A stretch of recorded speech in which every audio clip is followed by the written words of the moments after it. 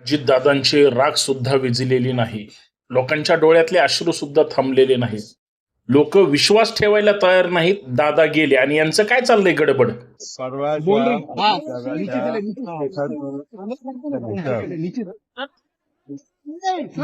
एक मिनिट बाहेर ना.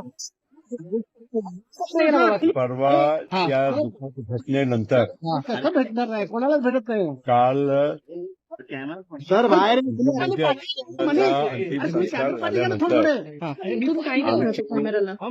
माननीय मुख्यमंत्री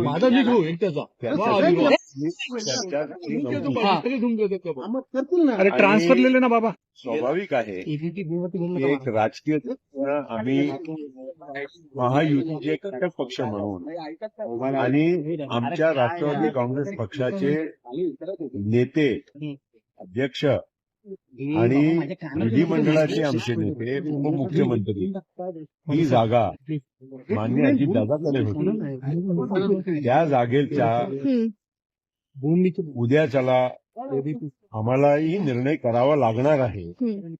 म्हणून त्यांना आम्ही फक्त एवढंच सांगितलं की येत्या काही दिवसामध्ये लवकरात लवकर आम्हाला निर्णय करायचा आहे आणि त्याच्यासाठी आमच्या पक्षाचे सर्व आमदारांनाही बोलवून त्यांच्याशी चर्चा करून आणि योग्य निर्णय तातडीने निर्णय जनभावनाला आदर करून 28 जानेवारी 2026 रोजी अजित पवारांचा मृत्यू झाला.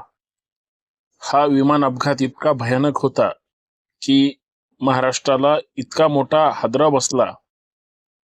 एवढा मोठा नेता अचानक गेला, लोकांचा विश्वास बसत नाही. आणि आता श्रद्धांजली आणि कुटुंबावरचं संकट, ह्या सगळ्या गोष्टी महाराष्ट्राला काही नवीन नाहीत. मोठे मोठे नेते कमी वयामध्ये किंवा ऐन उमेदीच्या काळामध्ये हिरावून घेतले. हा नियतीचा खेळ वेगळाच आहे. परंतु सध्या अजित पवारांचा मृत्यू झाल्यानंतर कोण उपमुख्यमंत्री होणार, कोण राष्ट्रीय अध्यक्ष होणार, बारामती विधानसभेची पोटनिवडणूक कोण लढवणार, म्हणजे अजून अजितदादांच्या त्या राग सुद्धा विझलेली नाही. अजून डोळ्यातले अश्रू सुद्धा थांबलेले नाहीत. आणि अशा परिस्थितीमध्ये उपमुख्यमंत्री लगेच शपथ घ्यायची किंवा ह्या ज्या राजकीय घडामोडी आहेत, दुखोटा नावाचा काही प्रकार असतो की नाही? राष्ट्रीय अध्यक्ष होण्याची जर फारच प्रफुल्ल पटेलांना किंवा सुनील तटकरेंना घाई असेल तर यांच्या डोक्यात काय राजकारण चालू आहे माहित नाही. परंतु स्वार्थाच्या पोळ्या भाजून घेण्याच्या नादामध्ये दुःखाच्या डोंगराला सुद्धा ह्यांना म्हणजे लक्ष देता येत नाही. याच्यापेक्षा वेगळी गोष्ट काय असू शकते? मुंबईमध्ये मुख्यमंत्र्यांसोबत बैठकी काय सुरू आहेत? अरे, मृत्यू झाल्यानंतर तिसऱ्या दिवशी राख सावडायची असते, ती शांत झाली नाही. अजून ती जमीन सुद्धा जिथं दहन झालं ती सुद्धा अजून गरम आहे. आणि तुम्ही लगेच राजकारणाच्या गप्पा मारतात. अस्थि विसर्जनाला अजित पवारांच्या राष्ट्रवादी काँग्रेसचा एकही आमदार मंत्री तिथं हजर नसतो, कारण तो मुख्यमंत्र्यांसोबत चर्चेला बसलाय. 10 दिवस थांबू शकत नाही. स्वार्थाचं राजकारण सुरू आहे हो. स्वार्थाच्या राजकारणापुढं किंवा लोकांच्या मनामध्ये अजून दादा गेलेत हा विश्वास सुद्धा लोक करू शकत नाहीत. बऱ्याच लोकांना धक्का बसलाय. बरीच लोक अजित पवार आपल्यामध्येच आहेत किंवा हे सगळं अनपेक्षित घडलंय. जसं अजित पवारांनी पहाटेची शपथ घेऊन महाराष्ट्राला धक्का दिला होता, लोक झोपीत उठल्यानंतर जे काही पाहिलं दुसऱ्याच जगात आहे असं जसं कल्पना विस्तारात लोक गेली होती, सेम तसंच अजित पवारांचा विमान अपघात होतो काय, तो बारामतीतच होतो काय, आणि त्याच्यावर वेगळ्या वेगळ्या लोक शंका व्यक्त करतायत. आणि अशातच सरकार स्थापनेची गडबड होते. बर, अजित पवारांचे राजकीय खरे वारसदार त्यांच्या सौभाग्यवतीच असतील पहिल्यांदा. म्हणजे उपमुख्यमंत्री पद हे काय पार्थ पवार किंवा जय पवारला देणार नाहीत. आणि जर मग सुनेत्रा वहिनींना हे सगळं द्यायचं असेल तर त्यांना राज्यसभेचा राजीनामा द्यावा लागेल. म्हणजे राष्ट्रवादीकडं राज्यसभेची एक जागा आहे, तिथं पार्थ पवाराचं सेटिंग होईल.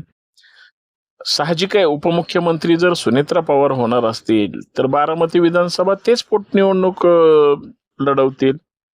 आता सत्ताधारी आणि विरोधक सगळं खिचडी असल्यामुळं पवारांनी इतरांना मदत केली म्हणल्यावर पवारांच्या या पोटनिवडणुकीमध्ये, म्हणजे मोठे पवार साहेब सांगतोय मी, त्याच्यामुळं बिनविरोध होऊ शकतं.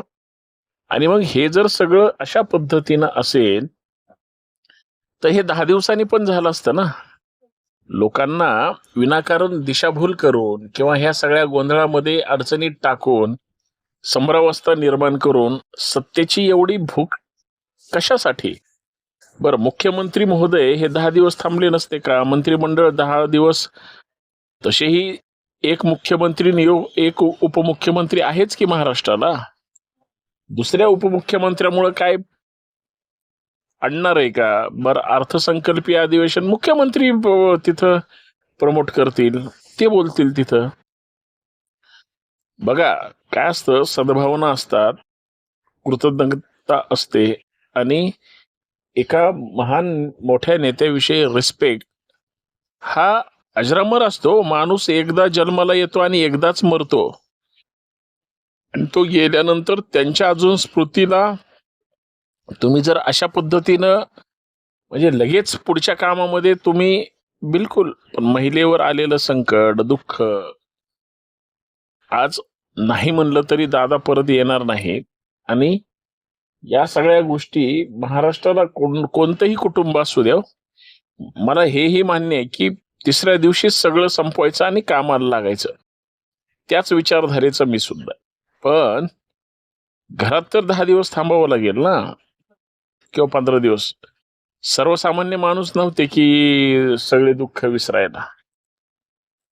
सहज पुण्यामध्ये फिरत होतो आणि दादांचे भले मोठे बॅनर्स पाहून विश्वासच बसत नाही की दादा गेले असतील. मग बरं, त्या पक्षाचे नाही आपण, त्या पक्षाला आपण कधी कुठल्या ह्याच्यामध्ये सहभागी नसतो, नेत्यांचं काही देणं घेणं नाही, तरी पण प्रेम आहे. याचा अर्थ चांगल्या माणसाचं म्हणजे कौतुक झालं पाहिजे आणि गेल्यानंतर तर त्यांच्याविषयी चांगलंच बोललं पाहिजे. शत्रू जरी असला तरी शत्रुत्व माणूस मेल्यानंतर इथं माणूस जाऊन 3 महिने सुद्धा अजून झाले नाहीत, 3 दिवस सुद्धा होऊ दिले नाहीत, लगेच राजकारण सुरू आहे. ठीक आहे, झाल्या उपमुख्यमंत्री सुनेत्रा अजित पवार समजा. बर, महाराष्ट्राच्या पहिल्या महिला उपमुख्यमंत्री असतील, त्या 8 दिवसांनी केले असते तरी फडणवीसांनी काही गडबड केली असते का? बरं ठीक आहे, झाली प्रक्रिया, चांगली गोष्ट आहे, अभिनंदनाची गोष्ट आहे. उपमुख्यमंत्री झाल्यावर त्यांना शुभेच्छा द्यायला लोक बुके घेऊन येणार, ते स्वीकारणार का?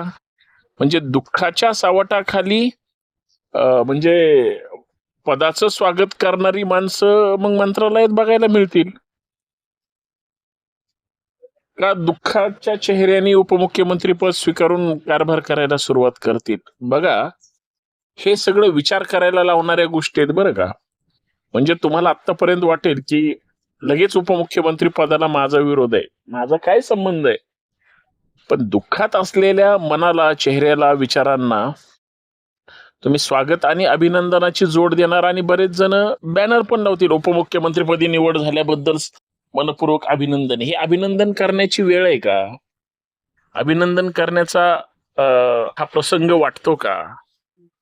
म्हणजे अजूनही दादांचे जे कट्टर सहकारी आहेत, कार्यकर्ते आहेत, फॉलोअर्स आहेत, वेल विशर्स आहेत, ते दादा गेल्याचं त्यांना जे अतीव दुःख आहे, ते आता उपमुख्यमंत्री कोणीही केलं आणि कोणीही झालं काही फरक पडणार नाही. दादाचं काम आणि आता इतरांचं काम फक्त काय, राष्ट्रीय अध्यक्ष होण्याच्या चढाओढीमध्ये किंवा पक्षाची सूत्र आपल्याच हातात असली पाहिजेत. हा जो भिकारी स्वभाव जो आहे ना, तो या सगळ्या गोष्टीला कारणीभूत होतोय आणि तो पटेल आणि तटकरेंच्या आसपास फिरतोय. म्हणजे ही लोक खरंच चांगली नाहीत किंवा हे बुडवतील असं सुद्धा वाटायला लागलंय, आणि अशी बरीच लोक चर्चा पण करतायत. हे मला माहित नाही की हे खरं आहे किंवा खोटं आहे, परंतु हे वास्तव आहे, हे नाकारता येणार नाही. आणि म्हणजे कारण क्षुल्लक आहेत, गोष्टी क्षुल्लक आहेत, परंतु त्याला राजकारणाची जोड दिली जाते आणि उपमुख्यमंत्र्याचं त्याच्यावर अजून कळस आहे की हा त्यांच्या पक्षाचा निर्णय आणि पवार कुटुंब आणि पक्ष जो निर्णय घेईल त्याच्या पाठीशी भाजप आणि आम्ही सगळे आहोत. म्हणजे ते आज घेतला काय, उद्या घेतला किंवा 10 दिवसांनी घेतला काय, फडणवीसांचा नो प्रॉब्लेम आहे ना. पण तात्काळ पद हातात घेऊन काय राजकीय क्रांती घडवायची नाही. राजकीय क्रांती 8 दिवसांनी पण घडू शकतो.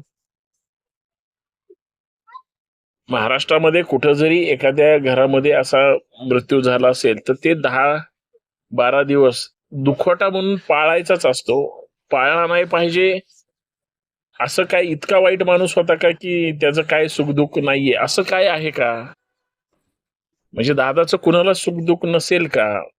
म्हणजे त्यांच्या कुटुंबाला तर म्हणजे हानी झाली पवार कुटुंबाची, त्यांना काहीच वाटत नसेल का? बाकीच्या गोष्टींना ऑब्जेक्शन तर वेगळंच आहे, पण हे फार महत्वाचं आहे आणि याच्याकडे गांभीर्यानं पाहिलं जात नाही, गेलं नाही. आणि सत्तेच्या लोभापायी आम्ही कुठल्याही थराला जाऊन जर राजकारण करणार असू असं जर ह्या तटकरे पटेलांना वाटत असेल आणि ते जर प्रेशर आणत असतील हे सगळं ताब्यात घेतलं पाहिजे असं, तर ते स्वतःला ताब्यात घ्यायचं आहे असंच प्रथम दर्शनी दिसतं आणि हे अत्यंत वाईट आहे. पण हरकत नाही, जे राजकारण चाललंय ते पाहत राहूया. धन्यवाद. दादांना परत एकदा श्रद्धांजली. बघू काय होतंय ते. जय शिवराय.